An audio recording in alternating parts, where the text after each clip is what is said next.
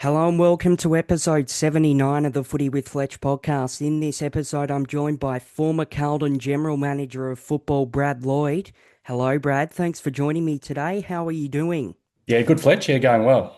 Well, thank you for joining me. You grew up in Avondale Heights. Tell me a little bit about what that was like.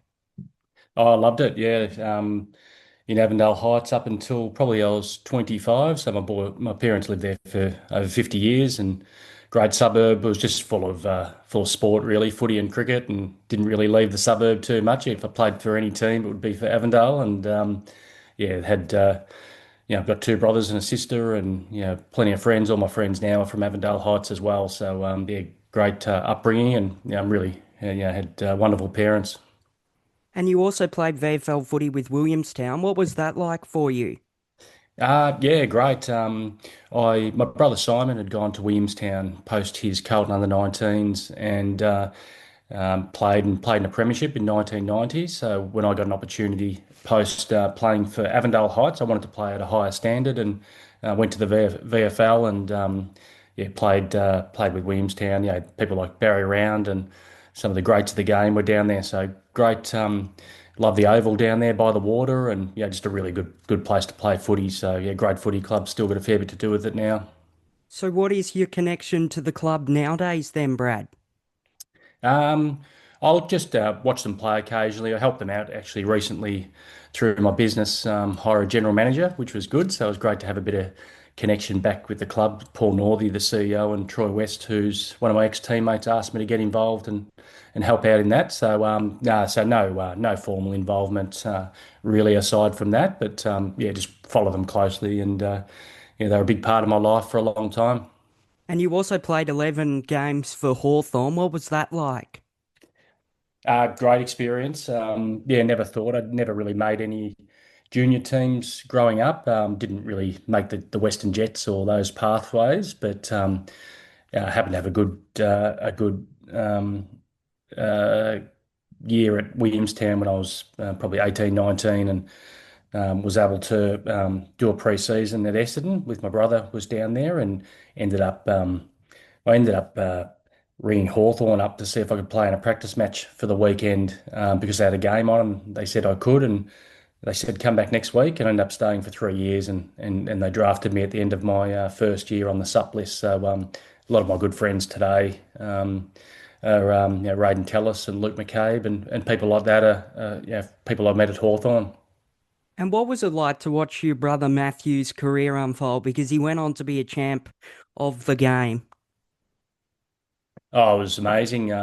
Yeah, we knew in Avondale Heights he was a good player. Like we saw him dominate in the Essendon District League, and it wasn't until Fremantle were coming into the competition. So Fremantle, clubs had access to 16-year-olds in the draft, and we picked up the paper one day, and yeah, we knew Matt was a good player locally, but the Herald Sun said he was the best 16-year-old in the country, and we were quite shocked because it's a big country, so we didn't know what else was happening. So that was our first exposure to AFL football, and yeah, to watch his career and thrive as a young player. Yeah, he played at 16, 17, and yeah, it was amazing. So he had a great career, and yeah, we're all really proud of him.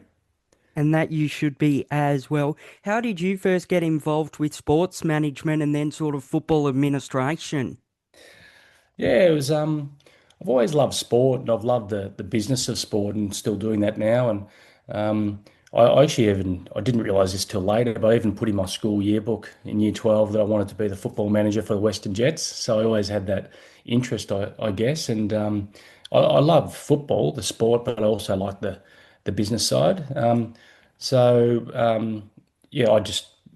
the only thing I wanted to study at uni was sports management, which I ended up studying. I started off in a psychology degree and then switched to sports management and did that, and then went back and did a master's, and When I finished at Hawthorn, Ian Dicker helped me get into a job at KPMG, which was a great career path. But at the same time, I wanted to work in sport. So I ended up, after a few years, getting a job with Elite Sports Properties in player management. And that sort of kicked off my sports management career. So, yeah, it's something I've probably been my sole interest is, the business of sport. And then you were the list manager at Fremantle. What was that like? Um, oh, Probably my most enjoyable working days really at Freo.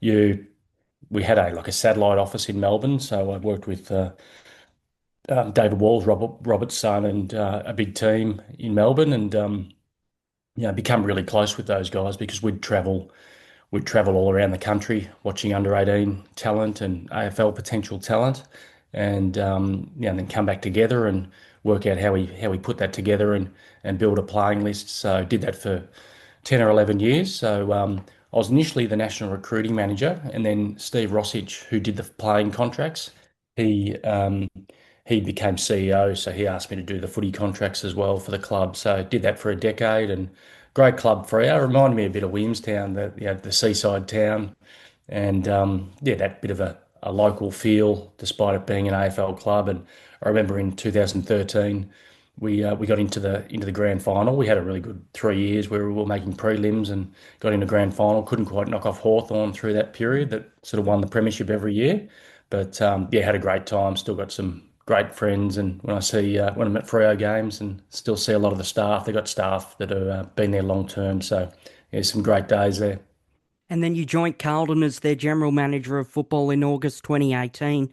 That season, the club had won 2 games. What was it like to sort of join the club when you did?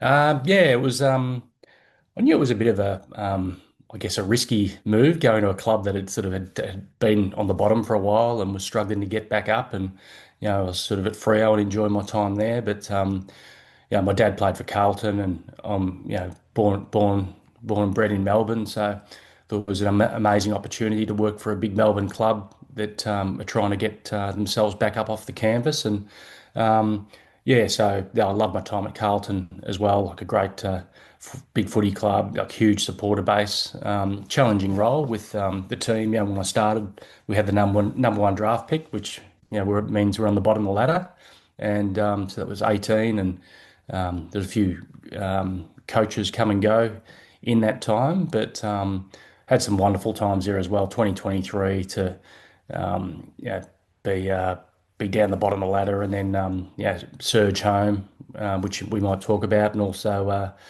2024. We had a really good start to the year, and for a big chunk of the year, we're quite near the top of the ladder. So we had a good period of success there, but also tailed off a bit in 25. So, but yeah, great people at the footy club that enjoyed my time there. And what was it like to deal with the highs and lows? Because there were multiple coach changes, and like you mentioned, some of those highs as well. Yeah, that's the challenging part. Yeah, it's not to you do take it personally, obviously when you lose, and obviously even somewhat ashamed at different times when you lose games, even though you're not running out there yourself. But performance is so critical in professional sport, and that's what it's all about. So yeah, there's some great times. Probably the hardest time was, I love game day, but if you had a bad loss, just sort of the day and a half after the game, just reviewing and trying to get everyone going again and picking up and dusting yourself up after a loss, and probably the I guess the heat that came with that was a challenging part of the role, but it's probably what attracts you to the role as well, the highs and lows. But that's all part of professional sport. You're going to have some really bad days. You look at Oscar Piastri in the Grand Prix and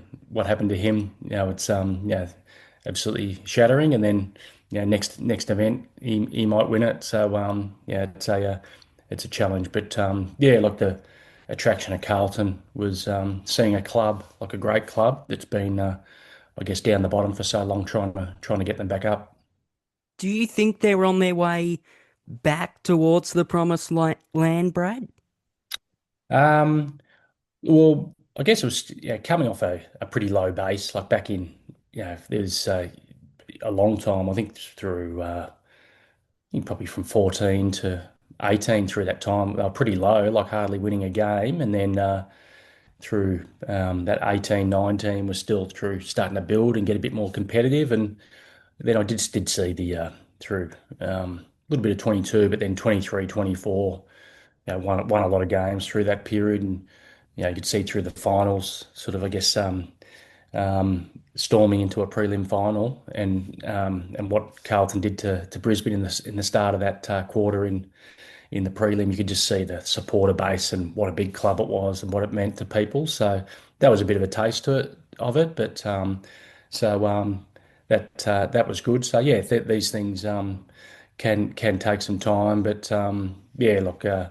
There's still a fair bit of work to do, I would think. But yeah, clubs go through their cycles, and Carlton's been a longer cycle than people would hope. But I remember going and watching Melbourne for so long, and they were down at the bottom, and it was just really hard to watch. And then to see them, get successful and win a premiership, things can turn. Which so I'm sure Carlton will turn, and that's happening. And you got to work with coaches like Brendan Bolden, David Teague, and then Michael Voss. What was it like to work with each of those coaches during your time at the Blues? Yeah, really good. Yeah, Bolton just super organised. Yeah, very diligent, detailed, very planned. So he'd he's uh, really focused individual, and he really brought that high performance lens to the department.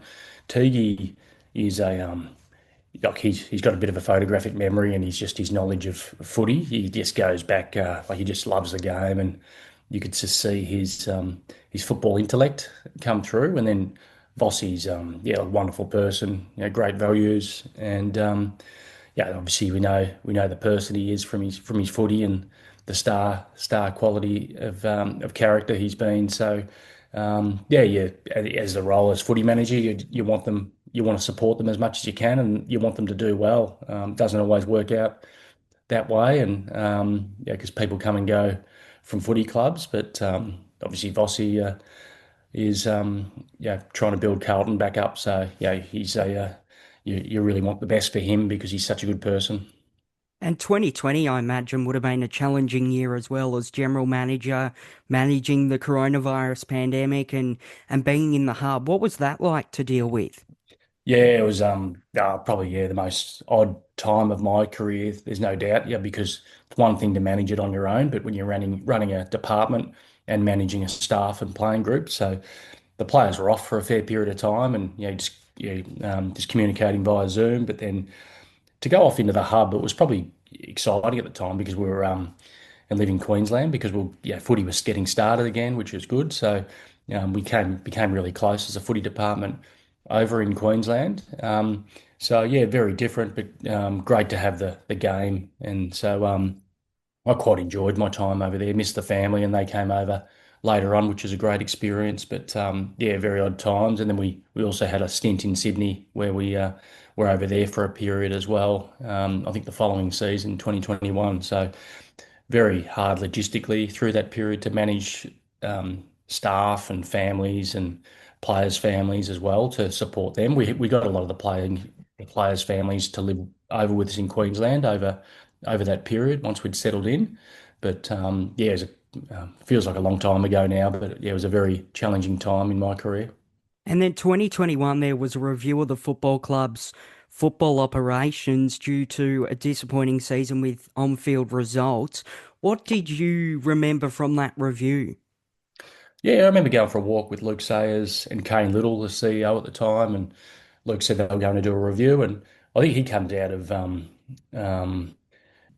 like a consulting type background, and said, we do these things all the time, which is the first probably the review that I've been through. But yeah, it was a challenging time to have your footy department opened up and have a number of consultants come in to look at the department. But yeah, the people doing the job were really respectful and engaged heavily in it. And I learned a lot out of it. It was sad to see some staff go at the same time, but some wonderful people did finish up at the club, that had done great roles for the club, but also learnt a lot from it as well. So I think in my career, some of the biggest learnings have been some of the challenging times as well. When you talk about COVID and the review as well. So the only thing you can do with these types of things is embrace them and take the learnings from them, which there certainly were a fair few out of it.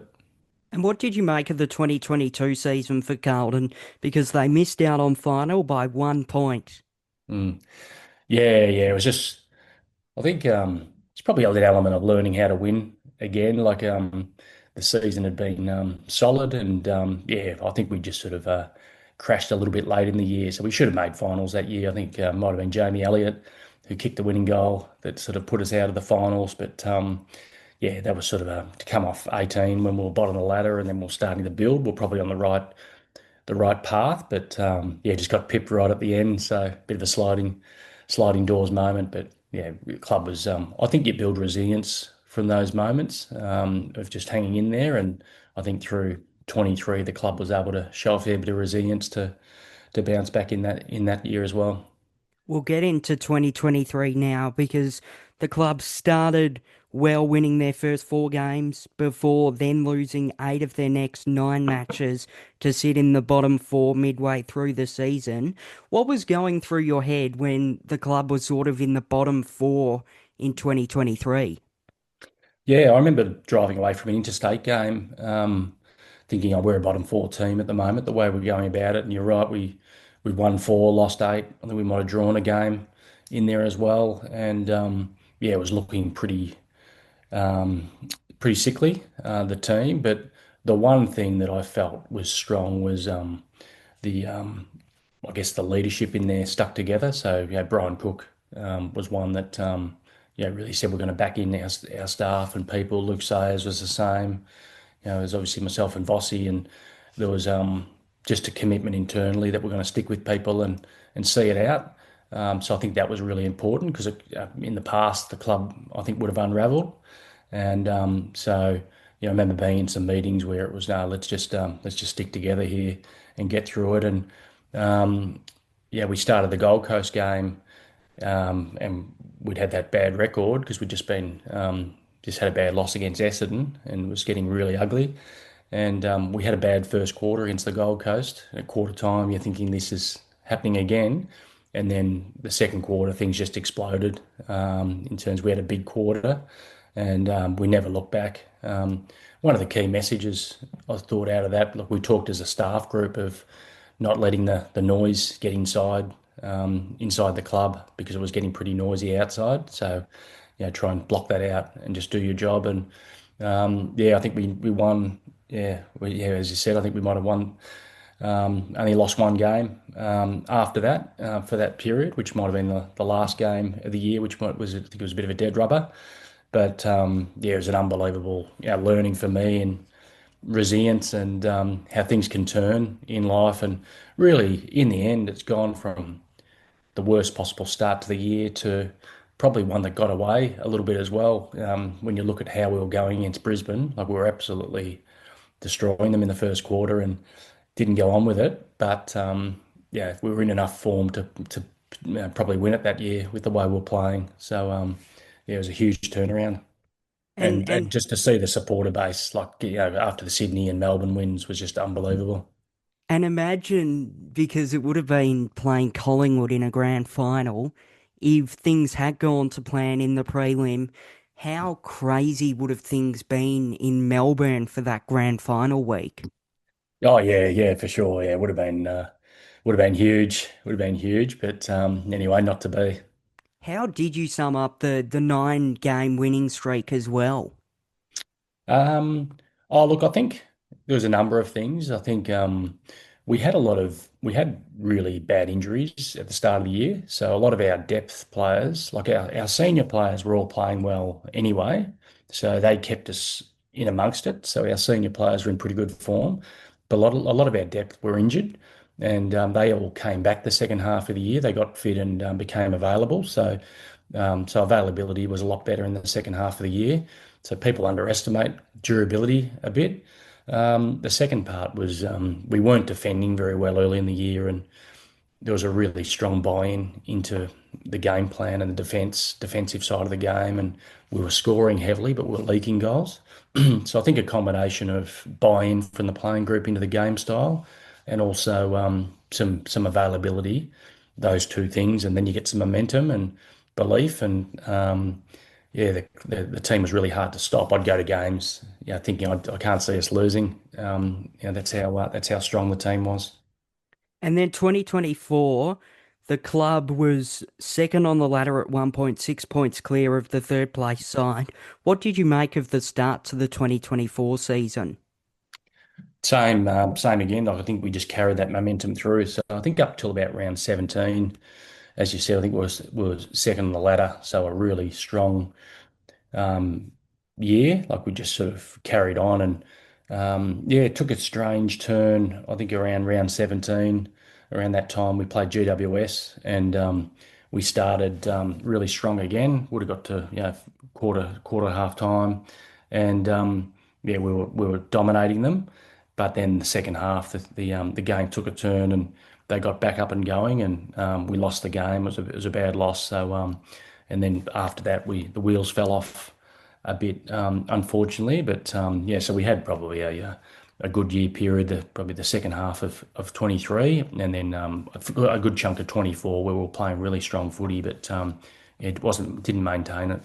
So heading into finals, they'd won two out of their last eight games, and then that final, the start to the Brisbane Elimination Final, the scoreboard was 60-0 at one point. What Mm. was going through your head at that point in time?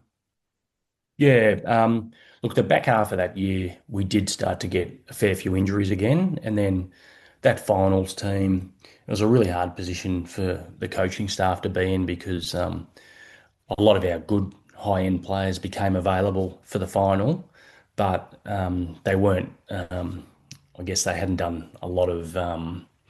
They weren't match fit in regards to they'd missed a fair bit of footy. So going to that final, it was a little bit of a cobbled together team as opposed to a team that was really up and firing and had momentum like in the year before. So although the scoreline was a shocker, it didn't surprise me because it was going to be a bit of a sort of a hit and miss type of effort, I think, with the way the team came together, really late in that season. And 2025 was a challenging year for the club as well, 9 wins and 14 losses. How did you find the 2025 season? Yeah, it was a tough season. I think every other year, like the year before, we'd started well and been so by three-quarters of the season, we'd been in really good form. So it's not a taxing year. Whereas 25, right from the first game, like we lost to Richmond, so it set everyone on the back foot straight away. Like you want to win early and get some momentum and keep energy levels up. But yeah, never got going at one stage of 2025. I think a lot of the senior players weren't in the form they were probably in the few years earlier um, as well. So yeah, it was a really challenging season and disappointing season in the end. And following the club's loss to Port Adelaide in round 16, you fronted the media at Melbourne Airport. It was quite an interesting press conference as well. What do you remember from that presser? Yeah, yeah, it was. Yeah, it was a challenging one. We'd had a bad loss the night before, and with some of those night games, you don't get a lot of sleep. You get the adrenaline's rushing, and then an early flight the next morning. So, yeah, look, to be honest, I thought I was walking into a bit of a doorstop in terms of you normally have a few journalists there, but as I walked over, the media kept coming and coming, and there must have been 30 or 40 cameras there. It was huge, and I also found out probably 30 seconds earlier about some graffiti that had been on the club walls. So that was challenging. Yeah, you still accept you take don't condone it, but you accept that a little bit as part of the role. So yeah, so look, big press conference, but yeah, answered the questions as best I could, and yeah, it was a challenging period for the team. Just emotion everywhere and pressure coming on everywhere when a team's going like that, and particularly Carlton, it it builds up yeah, extra percentage as well. And what was it like at times during your career to deal with the media and the intense scrutiny that can come with being such a famous club? Um, yeah, look, it's one of those ones you need to, as part of the footy manager's role at a club like Carlton, you need to embrace that part. Like you're a bit of a statesperson for the club as well, so you're speaking to media, you're speaking to members, you're speaking to corporates. That's part of the role, and that comes with it. So you need to compartmentalize it a bit as well. You go to the club and you do your duties as well, but then outside that, you need to spend time with family and get away from it as well, so you're not totally consumed because that it can get to people a bit. So no, I found it fine from that point of view. Didn't have any trouble with it. Took that as a part of the role and was able to compartmentalize it pretty well. So no, I didn't find it taxing. Yeah, the passion boiled over a bit at times, but yeah, that's just part of it. And a listener question here. The listener wants to know there was a breakdown in second halves at stages last season. How was that breakdown addressed? Yeah, yeah. Look, it's yeah, there was a bit of was challenging second halves at times, and part of the challenge with Carlton's midfield was trying to get a bit more run through the middle of the ground and through a bit more leg speed. So Sam Walsh is one where he was missing a little bit from injury, whereas he can cover the ground well. Carlton's always been a big contested ball side with teams players like Cripps and Chera and George Hewitt and Matty Kennedy, who's now at the Bulldogs. So the challenge is getting that outside run. So part of it was trying to get in players like Sam Walsh and Jagger Smith's coming to the side. Drafting players like Ollie Hollands and players like that that can run and complement some of the midfield. So and sometimes with teams getting on top, you can just be losing balance. So like everyone's rushing towards the ball and trying to do too much, as opposed to trying to keep shape and balance around the outside. So they're all things the coaches are constantly working with the team on. Sometimes midfielders can become ball hunters and lose a bit of shape on that side. But Carlton's I like the Jagger Smith addition. The club did really well to trade a couple of picks to get someone like him in. So I think injecting talent that can sort of break up some of the some of that big contested ball winning balls and give it a bit more outside run. And then in August 2025, the club parted ways with you. How challenging was that to come to terms with? Yeah, look at obviously it comes with the challenges, but I was in the role for 7 years, enjoyed my time there, and these roles, that's a pretty good stint in the role, and sometimes the clubs need, I feel like, I remember Jeff Kennett talking about roles. I think that's you don't need to be doing any longer than that. So it's challenging to a degree, but also thought comfortable with it all as well from that point of view. So I was probably more disappointed with the season as much as anything else. But it's part of the industry. I've been pretty fortunate. I was at Freo for a pretty long stint, 10, 11 years, and seven at Carlton. So I think turnover of staff in the right fashion can be pretty healthy at times as well. And recently as well, Sam Walsh signed a contract extension until the end of 2034. You're obviously no longer at the club, but he was selected with pick one back in 2018 when you started there. What was your initial reaction to the Sam Walsh re-signing? Yeah, well, I haven't done the numbers on how old he'd be at that time, but he the term there's a lot more dynamics that come to it. So um, you'd need the full information. He might have signed at a discounted price for the length of time, if you know what I mean. So you might have a player that says I'll sign for 10 years at $200,000 a year compared to so without knowing the full detail of it, it's hard to tell. I've seen you look at the Alistair Lynch contract back in the day, and he probably ended up pretty cheap by the end of it all. So you'd need to know the context of it all, yeah, look, it's a long time, and he's had some durability challenges, but they've obviously had to sign, and they've obviously got confidence in his body, and it might have ended up a really good deal for both Sam, yeah, from security point of view and financially for the club. So without the full detail, yeah, it's hard to comment. And just before we let you go as well, what have you been up to since your departure from the Carlton Football Club? Yeah, I've been pretty busy. I started my own company called Apogee Sports. So it's predominantly a sports education business. It does a lot of courses, micro credentials in sport, and also does a fair bit of advisory work as well. So yeah, and it's been great to get a taste of some different sports. I've worked a fair bit in AFLW through this time. I did a review for Richmond's AFLW program, and I'm doing a bit of work at the moment in motor racing as well. So still using the skills I've had through footy, but building my own business. So yeah, I've been loving it and taking me all into all different areas that I haven't been into before. So it's been great. So enjoying building something of myself of my own. Well, thank you so much, Brad, for your time today. It was great to talk to you and all the best of luck with your ventures. Yeah. Thanks very much, Fletch. Okay.